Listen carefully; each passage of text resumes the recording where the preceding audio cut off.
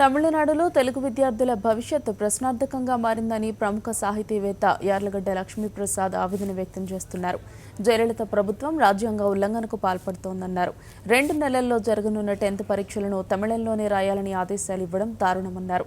ఈ విషయంలో గవర్నర్ రోసయ్య జోక్యం చేసుకోవాలంటున్న యార్లగడ్డ లక్ష్మీప్రసాద్తో మా correspondent Madhu face to face.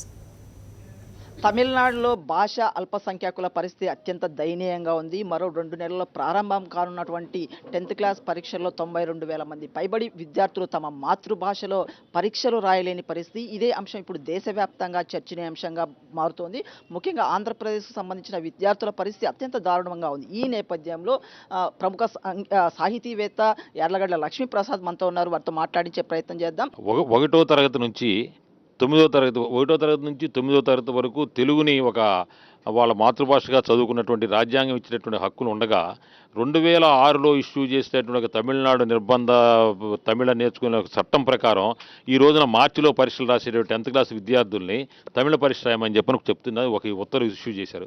దానివల్ల 92,000 మంది తెలుగు విద్యార్థులు మాతృభాష కలిగినటువంటి వాళ్ళు ఎఫెక్ట్ అయిపోయి తమిళ అక్షరాలు కూడా రానటువంటి వాళ్ళు 10th క్లాస్లో తమిళ పరీక్ష రాయవలసినటువంటి పరిస్థితి వచ్చి వాళ్ళు త్రిశంకు స్వర్గంలో ఉండేటువంటి పరిస్థితి ఏర్పడింది. మూర్ఖత్వంతో ఒక దౌర్జన్యపూరితమైనటువంటి వ్యవహారంతో హైకోర్టు జడ్జిమెంట్ను కూడా పట్టించుకునే వ్యవహారంతో తమిళనాడు ప్రభుత్వం వ్యవహరిస్తూ ఉంది. అక్కడ ఉన్నటువంటి తెలుగు వారి యొక్క ప్రయోజనాలు రక్షించుకోవలసిన బాధ్యత మన మీద ఉన్నది. ఇక్కడ ఉన్నటువంటి తెలుగు ప్రభుత్వాల మీద, తెలుగు ప్రజల మీద మన మీద ఉంది. నిన్నగాక మొన్న అమెరికాలో ఉన్నటువంటి 2 యూనివర్సిటీస్లో విద్యార్థులకి వీసాలు ఇచ్చారా వెనక్కి పంపించారనే దాని మీద అద్భుతమైన పోరాటాన్ని దిగినటువంటి మన ప్రభుత్వం ఒక 75-80 మంది విద్యార్థులు వెనక్కి పంపిన విషయం మీద ఇంత హడావుడి చేసినందుకు నేను అభినందిస్తున్నాను. ఎందుకంటే ఒక్క తెలుగు విద్యార్థికి అన్యాయం జరిగినా వెళ్ళాలి, తప్పదు. నేనేమంటానంటే మీరు తమిళనాడులో ఉన్నటువంటి మా తెలుగు విద్యార్థుల పట్ల ఏ విధంగా రాజ్యాంగ విరుద్ధంగా అమానుషంగా వ్యవహరిస్తున్నారో మేము కూడా ఈ ఆంధ్రప్రదేశ్లో ఉన్నటువంటి తమిళ విద్యార్థుల పట్ల వ్యవహరిస్తాము. మీరు పెట్టిన నిబంధనలే మేము ఆ నిబంధనలు ఇక్కడ పెడతాం వీళ్ళకి అని చెప్పని ఒక బెదిరిస్తే తప్ప దిగిరారనేటువంటిది నా తాలూకా ఇది. తమిళనాడులో తెలుగు విద్యార్థులకు ఇంత అన్యాయం జరుగుతుంటే అక్కడ తెలుగు వ్యక్తే రాష్ట్ర గవర్నర్గా ఉన్నారు. ఆయన జోక్యం చేసుకుంటే సమస్య పరిష్కారం అయ్యే అవకాశం ఉంది కదా. నేను అందుకే భాషా అల్పసంఖ్యాక వర్గాల వారికి తమిళనాడులో రాజ్యాంగ ఉల్లంఘన జరుగుతుందని తెలిసింది.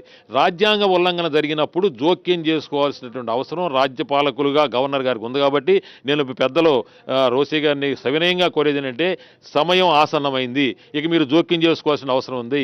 ఇది కేవలం అక్కడ ఉన్న తెలుగువారి సమస్య కాదు, భాషా అల్పసంఖ్యాక వర్గాలైనటువంటి తెలుగు, మలయాళీ, కన్నడ, ఉర్దూ ఉన్నటువంటి వాళ్ళ యొక్క అందరి సమస్య. కాబట్టి దయచేసి మీరు వెంటనే చర్యలు ఉపక్రమించండి.